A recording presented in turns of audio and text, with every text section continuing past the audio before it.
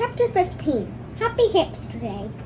In December, things in room 26 really began to change. For one thing, it got cold outside and a little chilly by my window. In the early morning, frost pictures would appear on the glass. One picture looked like a big snowflake. Another looked like a lion. Scary. Still, it was nice and cozy in my sleeping house. More snowflakes appeared, not real ones, but cut-out paper snowflakes, sporting all the chalkboards. And there were snowmen made of fluffy cotton and pictures of candles and packages and sleighs. The holidays were almost here, Christmas and Hanukkah and Kwanzaa. There were songs to be sung and presents to be wrapped and a big 2-week vacation to come. The weekend after Thanksgiving break, I went home with Pay Attention Art. He paid a lot of attention to me, but sometimes, not every night. During the week, Miss Brisbane would take me home to see Mr. Brisbane, and he'd put up his obstacle course, and we'd laugh and squeak and have a wonderful time. The next weekend, I stayed at Gail Morgenstein's house.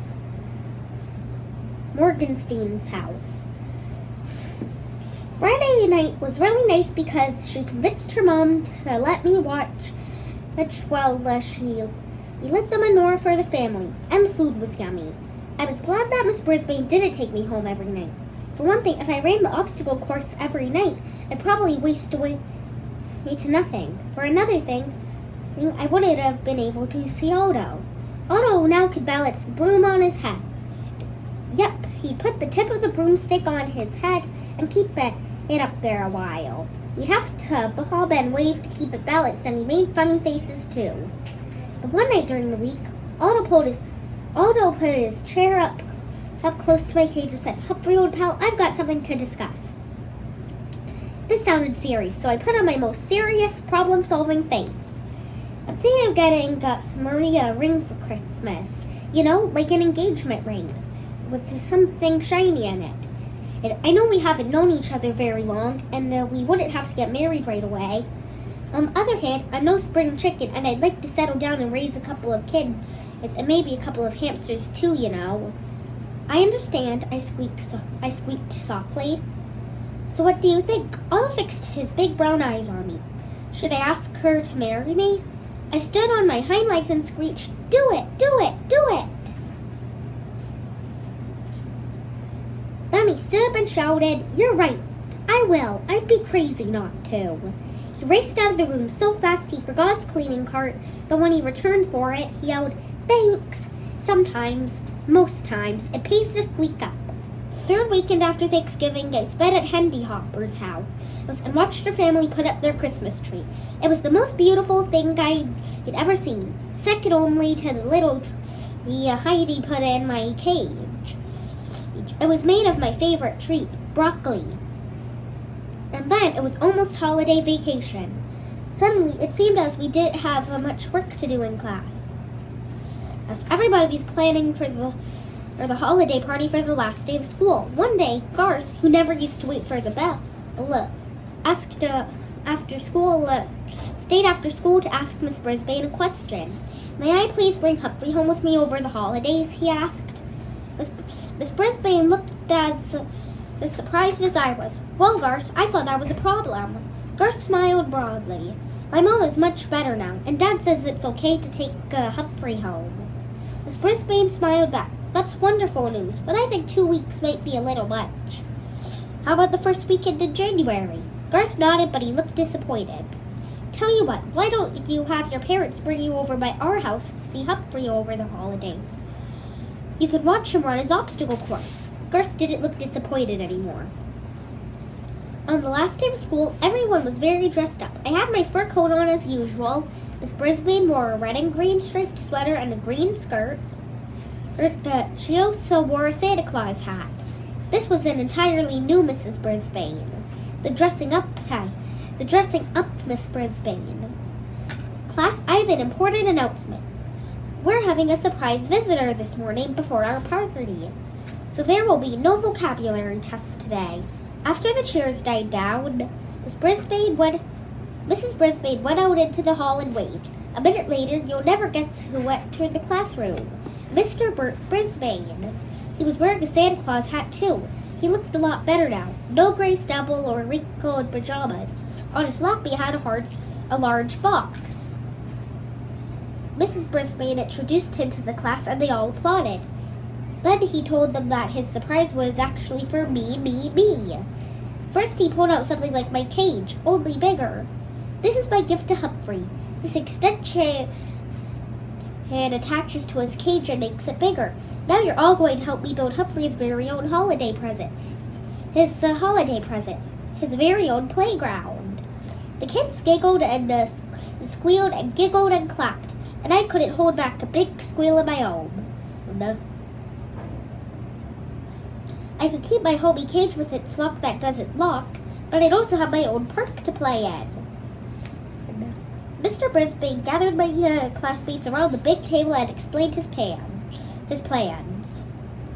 Mrs. Brisbane unloaded the pieces. First there was a seesaw, then a tree bridge to swing from, a big jungle gym, and 2 ladders. One to climb and one to walk across like a bridge. My. Saya held me while the other kids worked on my cage. She patted me gently and murmured comforting words. Meanwhile, Mr. Brisbane patiently instructed the children as they arranged the pieces. He even made sure everyone got a turn. Then Mr. Morrill dropped by to see how things were going. He was wearing a tie that had little Christmas lights that really lit up.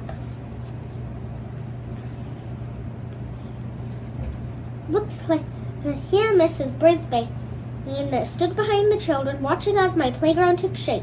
Looks like Bert should be a teacher too, the principal told Mrs. Brisbane. He already is. I heard Mrs. Brisbane respond. He just started teaching arts and crafts to seniors and kids at the community center. So he's made a new start, said the principal, thanks to Humphrey. Those were the words, I believe those words were the best present I could ever have. I guess what I got my kids for Christmas, the principal asked. A hamster. Maybe it's a present for me too as well. Well, I think my papa will enjoy it too. When Saya put me back in my cage, everyone watched as I raced to my new playground, climbed the jungle gym, made a leap to the tree branch, and jumped over to the seesaw. Now I could have recess anytime I wanted. Whoopee!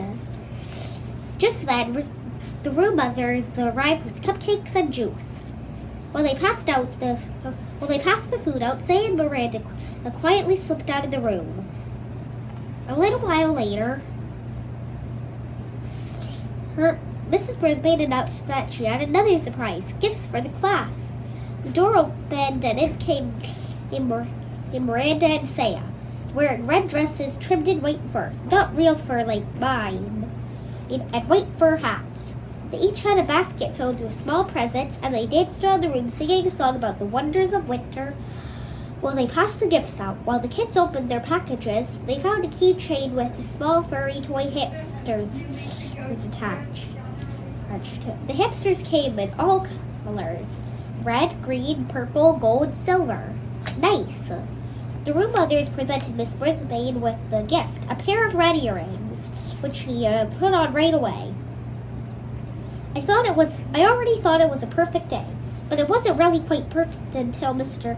Morales peeked out into the hall and announced that he had a big surprise. I wasn't sure we could stand any more surprises. And then she walked in, the biggest surprise I could imagine. Miss Mack was back. She was wearing a long flowered skirt and a bright red blouse, and she had a butterfly in her hair. Not a real one, of course. She also had a huge canvas bag with her. Remember me? She asked with a huge smile. My classmates were thrilled, and they all rushed to her side. I was so surprised I was positively squeakless. Mrs. Brisbane made everyone sit down again and asked Miss Mack, of course she insisted on calling her Miss Marina, about her travels. Miss Mack told us about the rainforest and teaching in a school in Brazil. Then she opened her big bag and took out a stack of holiday cards. The Brazilian students had made a card for each child in room 26. Oh, my classmates were sharing their cards with one another. Miss Mack came over to see me at last. Well, I can see by your cage that you've done very well for yourself, she said with a smile. And here I thought you'd be hiding away for me. I have, I squeaked. She reached into her big bag. And I have a present for you, but don't tell anybody. She pulled out a brand new tiny notebook with blank pages, lots of them, and a new tiny pencil with a very sharp point. I thought you might need this. Then she tucked it behind my mirror.